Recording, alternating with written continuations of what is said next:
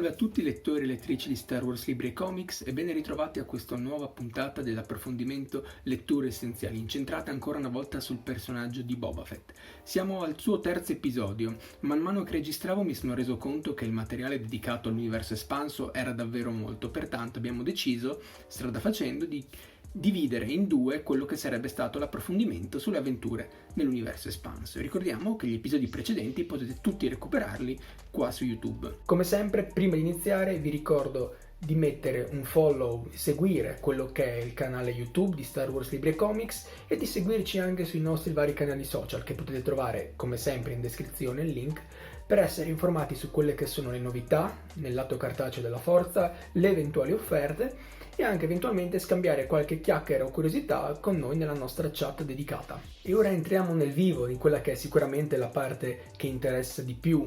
a livello di timeline a voi lettori. Quella che voglio portarvi è la storia breve contenuta nella raccolta Tales from Jabba's Palace, che trovate recensito da Federico Montagnier sul nostro sito. Abbiamo praticamente la storia breve in cui, dopo essere caduto nuovamente nel Sarlacc, come abbiamo detto nella serie Classic, Boba Fett è praticamente catturato, ha perso anche la gamba sinistra e, mantenendosi in contatto con questo Susejo, che è una delle prime vittime del Sarlacc intrappolato da millenni, che ha sviluppato anche una sorta di telepatia con la creatura colossale, riesce a manipolarlo di modo che il suo zaino a razzo, il suo jetpack, venga attivato, crei un'esplosione e permetta a Boba Fett, che grazie all'armatura sopravvive e non muore, di essere gettato fuori, di uscire dal Sarlacc e di essere ritrovato dal cacciatore di taglie Dengar. Un racconto breve ma comunque significativo a livello di universo espanso, perché diciamo questa è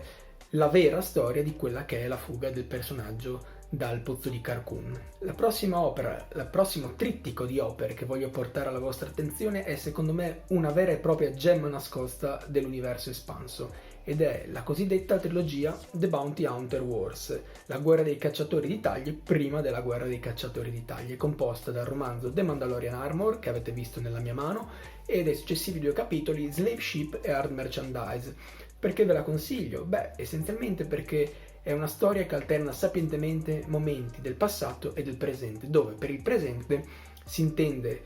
successivamente al salvataggio di Boba Fett dopo che è appunto scampato dal Sarlacc, dove viene soccorso da una misteriosa figura intitolata Nila e dal cacciatore di taglie compagno / rivale Dengar. La storia è molto molto complessa, cioè i romanzi sono un po' pesanti effettivamente perché lasciano davvero pochissimo spazio all'azione ed sono estremamente dialogati. La trama si dirama in una miriade di sottotrame che vanno anche a intersecare in maniera molto molto intelligente quello che è la storia del progetto cross-mediale L'Ombra dell'Impero. Questo invece è appunto riferito ai flashback, perché appunto quella storia era ambientata tra episodio 5 ed episodio 6. Ma siano comunque degli approfondimenti non indifferenti non solo su quello che è il personaggio di Boba Fett, ma anche quello che è la gilda dei cacciatori di taglie, quelle che sono le dinamiche, le lotte interne di potere che la riguardano e anche quelle che sono le rivalità con gli altri compagni. Senza dimenticare Dengar, abbiamo tutto il secondo capitolo che è essenzialmente dedicato alla rivalità con il Trandosciano Bossk. Quindi un trittico di romanzi non di facile assimilazione, ma che se portati a termine possono dare un sacco di soddisfazione e permettono di dare uno sguardo su quello che è un lato molto interessante della galassia lontana lontana, ma che non è stato spesso comunque dovutamente approfondito. Vi dico semplicemente, come ulteriore sprono a recuperare questo trittico di romanzi Legends, quelli che sono gli elementi fondamentali. Essenzialmente abbiamo Boba Fett contro gli Shellat, un clan di Hutt piccolo ma comunque molto guerrafondaio, in quanto gli Hutt sono avvolti in un'armatura protettiva. Abbiamo una sorta di intermediario criminale galattico dalle fattezze arachnee che abita il vuoto e, ultimo ma non meno importante, abbiamo nel finale un Boba Fett, un protagonista che pilota da solo, comanda uno Star Destroyer lontano dai cantieri navali di Kuat. E voi vi chiederete a questo punto, cosa c'è più di vere guerre stellari di questo? Vi rispondo io, assolutamente niente. Come ulteriore consiglio alla lettura vi propongo la storia breve Boba Fett Motori Gemelli di Distruzione. Purtroppo non ho il volume Magic Press da mostrarvi, perché purtroppo nella collana Legends della Gazzetta di qualche anno fa, sebbene il volume Cacciatori di Taglie sia stato ristampato, abbia avuto comunque la sua uscita, inspiegabilmente all'interno di quel volume non è stata inclusa la specifica storia. Praticamente la storia preferita di Giorgio per quanto riguarda il personaggio del cacciatore di taglie in armatura mandaloriano vede Boba Fett un anno dopo essere scampato dal Sarlacc e comunque ancora nel mezzo del processo di guarigione, di cura per le ferite e i traumi ottenuti, viene a sapere che c'è nella galassia un cacciatore di taglie con un'armatura mandaloriana molto simile alla sua, molto molto simile, e che si sta arrogando di quella che è la sua nomea, quello che è la sua fama. Assolutamente intenzionato a non lasciare impunito tale crimine, Boba Fett con una trappola su Nal Hutta incastra Jodocast, che è questa sorta di impostore, e lo elimina dicendo la storica frase con l'elmo indosso, Boba Fett col suo vecchio elmo: questo è il mio vero volto, questa è la mia vera faccia. Quindi una storia breve, molto simpatica, che speriamo di vedere ristampata a breve, perché appunto disponibile solo nell'edizione Magic Press di oltre 20 anni fa. E per la serie Star Wars Libri e Comics ripropone Quella è sempre quella, ma a fin di bene, vi ricordiamo che deve essere assolutamente vostro il leggendario volume contenente la miniserie Dark Empire, il lato oscuro della forza. Edita nel 91 dalla Dark Horse, è stato il vero e proprio rilancio assieme ai romanzi di Zahn l'anno prima, con il primo capitolo della trilogia di Thrawn, l'erede dell'impero, che ha riportato in auge negli anni 90, avviando verso la sua epoca dell'oro, i fumetti e le pubblicazioni romanzate di Guerre Stellari. Perché vi consigliamo quest'opera? Lo sapete, è episodio 9, prima di episodio 9, il ritorno dell'imperatore, i figli di Han e Leia, e abbiamo anche l'attesissimo ritorno con la celebre frase "il Sarlacc mi hai trovato un po' indigesto" di Boba Fett, che dà la caccia appunto ai coniugi Solo sulla luna dei contrabbandieri. Ricordiamo che, sebbene non sia la sua prima ricomparsa dopo gli eventi di episodio 6 in Universe, nella timeline di uscita delle pubblicazioni cartacee questa è la sua prima ricomparsa dopo appunto la dipartita del 1983 sul grande schermo. Quindi,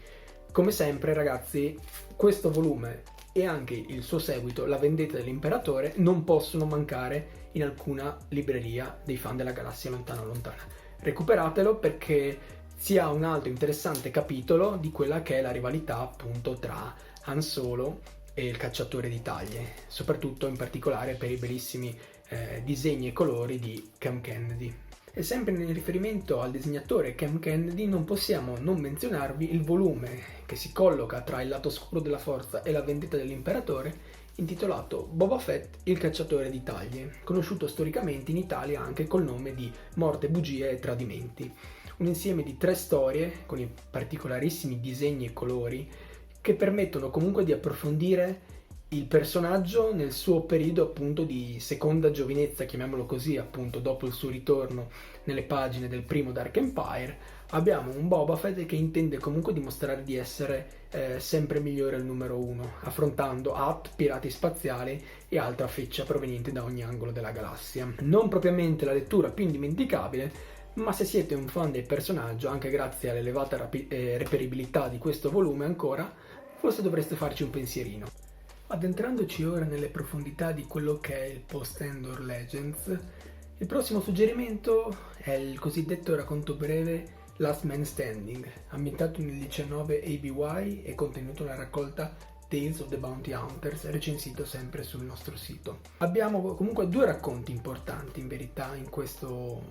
volumetto. Il primo è la storia di Dengar, che si ricollega comunque a The Bounty Hunter War, la trilogia, e anche a quello che è il racconto breve contenuto in Tales from Jabba's Palace,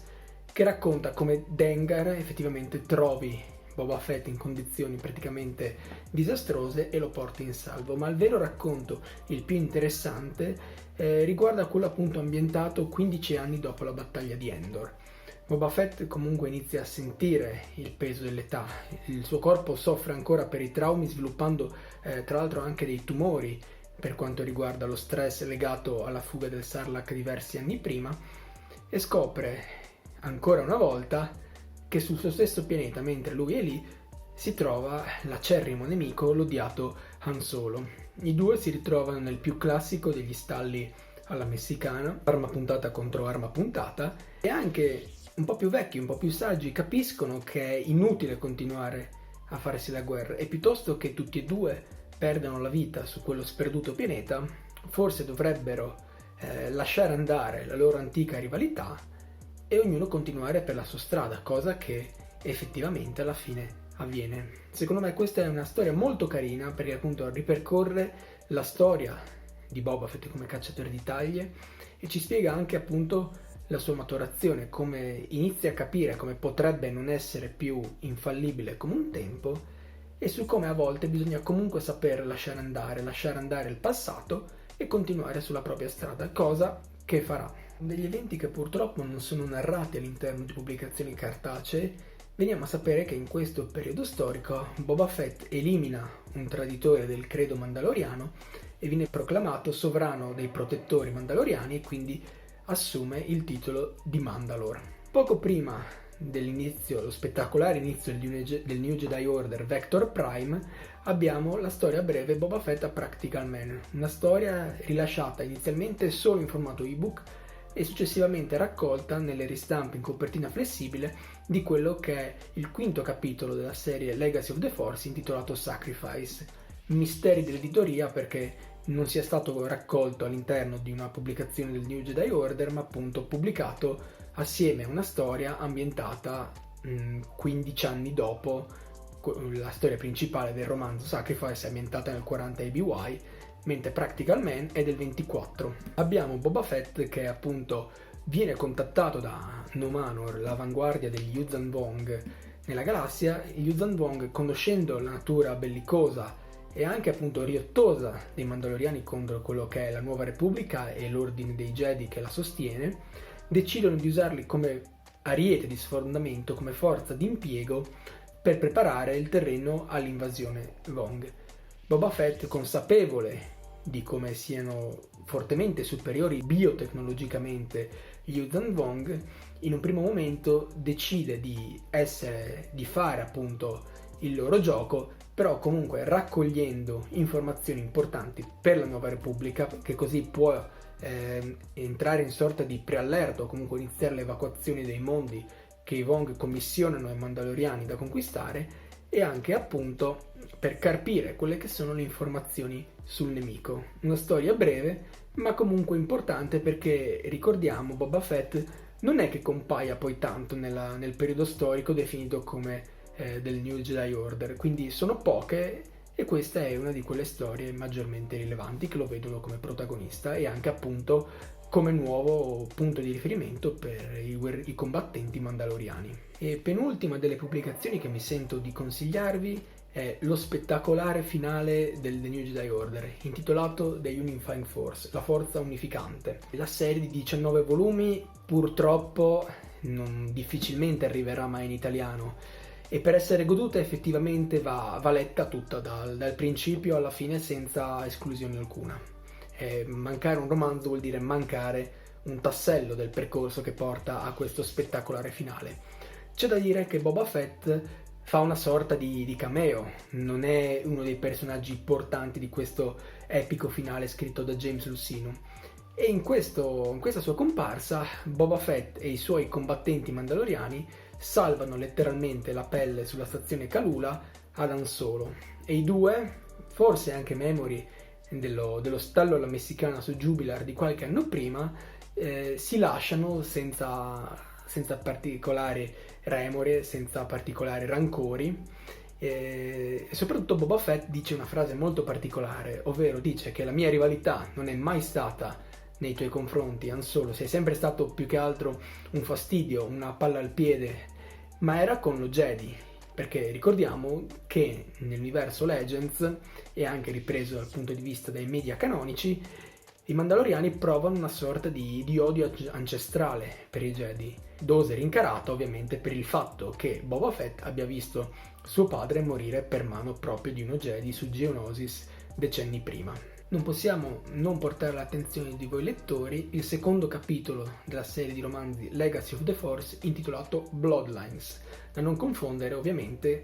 con il romanzo Bloodline di Claudia Gray, canonico, incentrato su Leia, portato in italiano da Mondadori nel 2018. In questo romanzo Boba Fett, ormai praticamente alla soglia dei 70 anni ed essendo i suoi servigi comunque continuamente richiesti, comprende come le sue condizioni di salute lo pongano di fronte a un bivio. Infatti una vita fatta di traumi, sparatorie, infortuni, fughe da Sarlacc hanno posto a dura prova il suo fisico, elemento ulteriormente aggravato da quella che è la sua natura di clone. Essendo un individuo creato artificialmente, il suo materiale genetico è sottoposto a un processo di degradazione. Per trovare una cura a questo incessante degradamento del materiale genetico, Boba Fett chiede comunque soccorso a Tamui, la Kaminoana, che abbiamo recentemente rivisto anche nella serie animata Bad Batch. Mettendosi comunque sulle tracce di una possibile cura, Boba Fett, consapevole che il suo tempo potrebbe essere ormai agli sgoccioli, decide di recuperare quelli che sono i suoi legami familiari, da qui il rimando alla serie a fumetti già presentate prima, Boba Fett e Legami di sangue. Scopriamo però che la figlia, Eileen Bell, è stata uccisa, è stata presa in custodia dall'Alleanza Galattica, da Jacen Solo, in quanto preoccupato, in quanto la donna, anch'essa cacciatrice di taglie come il padre, stava per uccidere i genitori, Han e Leia. Accecato dal dolore, Jacen durante un interrogatorio uccide la donna e Boba Fett è costretto comunque a scoprire che sua figlia aveva a sua volta una discendente, a sua volta la cacciatrice di taglie Mirta Gev, con la quale stabilisce un nuovo contatto e i due, alleandosi addirittura con Han Solo, che ormai non è più appunto visto come un nemico, come ne abbiamo già parlato in seguito ai racconti Last Man Standing e The Unifying Force, si alleano appunto con Han per eliminare il leader dissidente del sistema corelliano, ovvero il cugino Trachkan proprio di Han Solo, leader dei rivoluzionari che stanno comunque cercando di discostarsi, di scindersi da quella che è la nuova alleanza galattica. Alla fine del romanzo Boba Fett scopre chi è il colpevole, il responsabile della morte della figlia e ovviamente non lascerà impunita la faccenda. Per sapere come continua vi rimando alle recensioni dei singoli romanzi Legacy of the Force che sto realizzando man mano e appunto dove potrete vedere come andrà avanti e soprattutto come riuscirà, seppur indirettamente, a vendicarsi del Jedi caduto che si autoproclamerà signore dei Sith. Un piccolo anticipo, diciamo solo che una Jedi, per poter riuscire ad affrontare non solo un ex Jedi ma anche un neo signore dei Sith, potrebbe aver bisogno dell'addestramento di un cacciatore di tagli con esperienza pluridecennale e parecchio odio sulle spalle per i guardiani di pace e giustizia della galassia. E questa era l'ultima opera consigliata per la figura di Boba Fett. Spero che questo video vi sia stato utile non solo per imparare nuovi aneddoti, nuove curiosità, ma anche per avervi creato o comunque suscitato un po' di curiosità per quelle che magari sono delle opere non proprio conosciutissime che riguardano lo specifico personaggio. Come da prassi vi invito a seguire il canale YouTube se non lo fate già, mettere mi piace o seguirci sui nostri canali social che trovate in descrizione e come sempre che il lato cartaceo della forza sia con voi. Ciao a tutti!